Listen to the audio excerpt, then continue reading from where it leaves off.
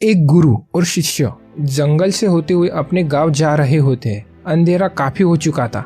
शिष्य ने अपने गुरु से कहा, गुरुजी काफी रात हो चुके हैं, अगर आप कहे तो आज की रात यही आसपास के गांव में गुजार ले। गुरुजी ने अपना सर हिलाया और वो आसपास के गांव में एक छोटे से घर के पास जाकर रुके। अब जैसे ही वहां गए तो गुरुजी के शिष्य ने दरवाजा ठकठकाया। उस घर से एक गरीब आदमी बाहर आया तो गुरुजी ने बोला, हम अपने गांव जा रहे थे, लेकिन काफी रात होने की वजह से हमने इस गांव में रुकने का सोचा। क्या हम आज रात आपके यहाँ रुक सकते हैं? गरीब आदमी बोला, हाँ क्यों नहीं, आप दोनों अंदर आ जाइए। अब जैसे ही गुरुजी अंदर गए, उन्होंने देखा कि उस आदमी के घर में बहुत ज्यादा गरीबी थी। गुरुजी ने उससे पूछा, आप काम क्या करते हो? वह गरीब आदमी बोला, मेरे पास बहुत सारी जमीन है। तो गुरुजी बोले, अगर तुम्हारे पास बहुत सारी जमीन है तो इस तरह क्यों रह रहे हो? वह आदमी बोला, यह किसी काम की नहीं है। गांव वाले बोलते हैं कि ये बंजर जमीन है, यहाँ पर कुछ भी नहीं उगाया जा सकता और वहाँ फसल उगाना बहुत बड़ी बेवकूफी है। गुरुजी ने बोला कि तुम्हारा गुजारा कैसे होता है?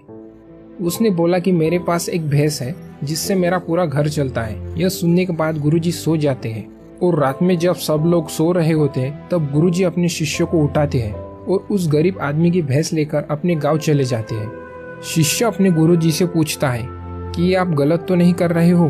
उस गरीब आदमी की रोजी रोटी इस भैंस की वजह से चलती है। तो गुरुजी अपने शिष्य की तरफ देखते हैं और मुस्कुराते हुए आगे बढ़ जाते हैं।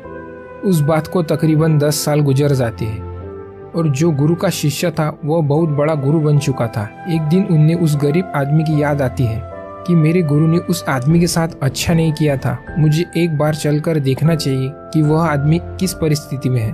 वह शिष्य उस गांव की तरफ जाता है और वहां जैसे ही पहुंचता है तो वह देखता है कि जहां पर उस गरीब आदमी का झोपड़ा था वहां पर एक बड़ा ही आलीशान महल बन चुका था और उस झोपड़ी के बाहर जो बंजर जमीन थी उस पर फल और फूलों के बगीचे थे। तभी उधर से उस घर का मालिक आता है। शिष्य उससे पहचान लेता है। उस आदमी को बोलता है, तुमने मुझे पहचाना? मैं अपने गुरुजी के साथ आया था, हम आपके यहाँ एक रात रुके भी थे।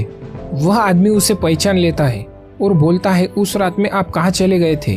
उस रात के बाद मेरी भैंस कहीं चली गई थी, मेरे पास कोई रास्ता नहीं था, तो मैंने अपने जमीन पर मेहनत की और फसल निकल आई और आज मैं इस गांव का सबसे बड़ा और सबसे अमीर आदमी बन चुका हूँ। यह सुनने के बाद शिष्य के आंखों में अपने गुरुजी के लिए आंसू आ गए और उसे यह बात समझ में आ गई। वो रोने लगा।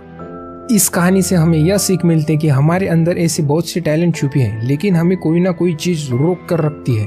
वो आपके फैमिली वाले भी हो सकते हैं, आपकी जॉब भी हो सकती है और कुछ भी हो सकता है। देखिए, आपके पास भी तो भैंस की जैसी दूसरी चीज नहीं है जिसने आपको आगे बढ़ने से रोक कर रखा है।